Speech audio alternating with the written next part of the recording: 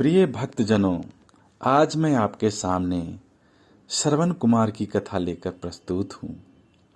यह कहानी एक त्रेता युग की है। उस समय श्रवण कुमार नाम का एक बालक था।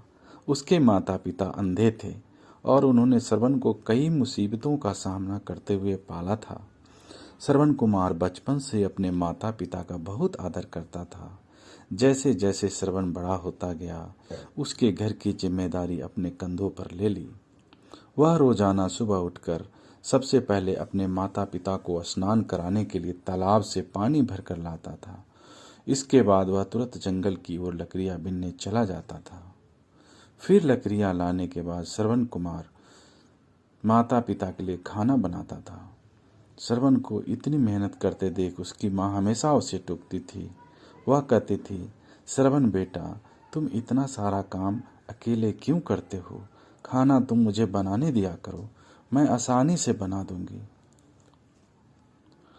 इसके बदले तुम थोड़ा आराम कर लिया करो।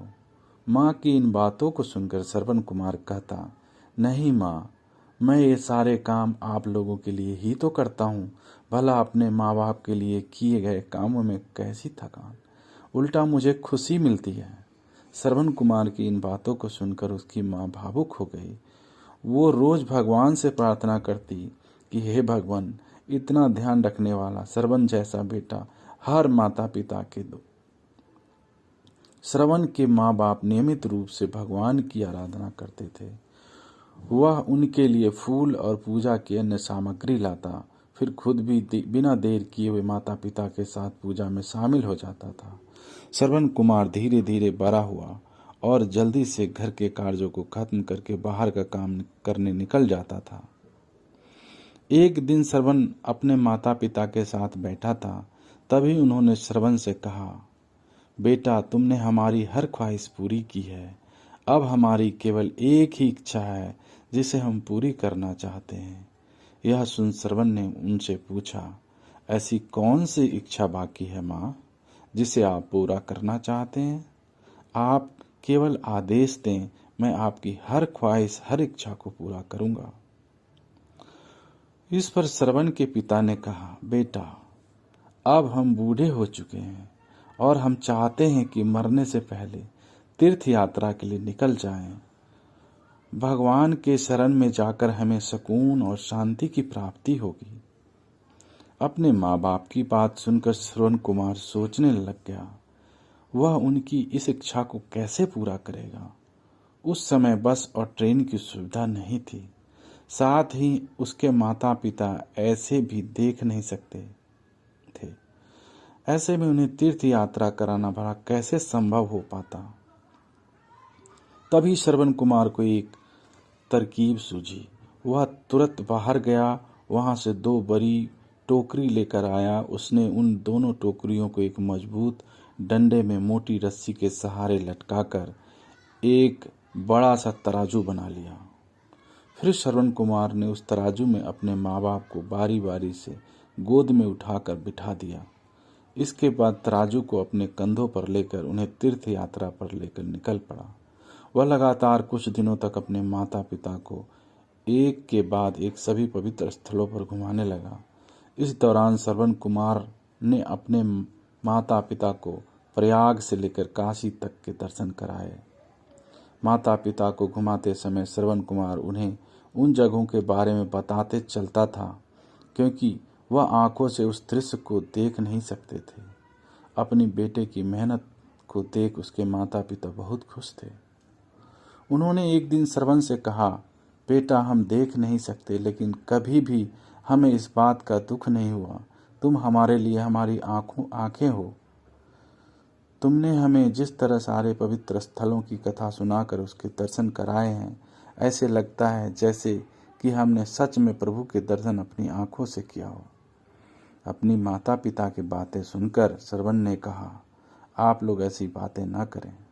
बच्चों के लिए माता पिता कभी भी बोझ नहीं होते। यह तो बच्चों का धर्म होता है। एक दिन श्रवण कुमार आराम करने के लिए अयोध्या के पास अपने माता पिता के साथ रुका। तभी उसकी माँ ने पानी की इच्छा जताई। श्रवण को पास में एक नदी दिखाई दी। उसने अपने माता पिता से कहा, आप दोनों यहाँ आराम करें, मैं आप लोगों के लिए अभी पानी लेकर आता हूँ। नदी के पास पहुंचकर श्रवण कुमार कमंडल में पानी भरने लगा। उसी जंगल में अयोध्या के राजा दशरथ भी शिकार करने के लिए पहुंचे थे। पानी में हलचल की आवाज़ सुनकर उन्हें लगा कि कोई जानवर पानी पीने आया है। उन्होंने बिना देखे केवल ध्वनि सुनकर ही अपना तीर चला दिया। दुर्भाग्य से वह सीधे श्रवण कुमार को जा लगा। तीर लगते ही वह चीख पड़ा। इसके बाद राजा दशरथ जब अपने शिकार को देखने पहुंचे तो वहां श्रवण था। वो तुरंत श्रवण कुमार के नज़दीक पहुंचे और कहा, मुझसे बहुत बड़ी भूल हो गई, मुझे माफ़ कर दीजिए। मुझे बिल्कुल नहीं पता था यहाँ कोई मानव होगा। मैं इस गलती का पश्चाताप करने के लिए क्या करूं, तुम मुझे माफ़ कर दो। तभी कराहते हुए श्रवण कुमार ने कहा, यहाँ से थोड़ी देर जंगल में मेरे माता पिता बैठे हैं, उन्हें काफ़ी प्यास लगी है। आप उन तक यह पानी पहुंचा दीजिए और मेरे बारे में कुछ न बताइए। इतना कहते कहते श्रवण कुमार की सांसें रुक गई। श्रवण कुमार की मौत से राजा दशरथ सुन्न पड़ गए। किसी तरह वह श्रवण कुमार के बताए हुए अनुसार चल लेकर उसके माता पिता के पास पहुंचे। श्रवण के माता पिता अपने बेटे की आहट को बखूबी पहचानते थे। जब राजा दशरथ उनके करीब पहुंचे तो उन्होंने आश्चर्य से पूछा, तुम कौन हो और हमारे श्रवण को क्या हुआ, वह क्यों नहीं आया? राजा दशरथ उसके सवालों का जवाब नहीं दे पाए। उन्होंने चुपचाप पानी उसकी तरफ बढ़ा दिया। तभी श्रवण की माँ ने चिंतित स्वर में जोर से कहा, तुम कौन हो और मेरा बेटा कहाँ है, ये बताते क्यों नहीं हो? श्रवण की माँ चिंता देखकर राजा दशरथ ने कहा, मुझे माफ़ कर दीजिए। शिकार करने के लिए मैंने जो तीर चलाया था वो सीधे आपके बेटे श्रवण को जा लगा। उसने मुझे आप लोगों के बारे में बताया, इसलिए मैं यहाँ पानी लेकर चला आया। इतना कहकर राजा दशरथ चुप हो गए। राजा दशरथ की बात सुनकर श्रवण की माँ जोर जोर से रोने लगी। उन लोगों ने अपने बेटे की मौत के गम में राजा दशरथ से के लाए हुए पानी को हाथ तक नहीं लगाया। श्रवण के पिता ने तभी राजा दशरथ को पुत्र वियोग का श्राप दे दिया। कुछ ही देर बाद श्रवण के माता पिता ने अपने प्राण त्याग दिए। बताया जाता है कि श्रवण कुमार के पिता के श्राप के परिणाम स्वरूप ही राजा दशरथ को अपने पुत्र राम से दूर रहना पड़ा। राजा दशरथ की श्राप को पूरा करने के लिए भगवान राम को 14 वर्षों तक वनवास हुआ, जिसका माध्यम दशरथ की पत्नी कैकेयी बनी। श्रवण की पिता की तरह राजा दशरथ भी अपने बेटे से दूरी को बर्दाश्त नहीं कर पाए और उन्होंने अपने प्राण त्याग दिए। भक्तों, इस कहानी से जो सीख मिलती है इसके बारे में थोड़ा सा आप समझें। हर बच्चे को अपने माता पिता की सेवा श्रवण कुमार की तरह ही निस्वार्थ भाव से करनी चाहिए।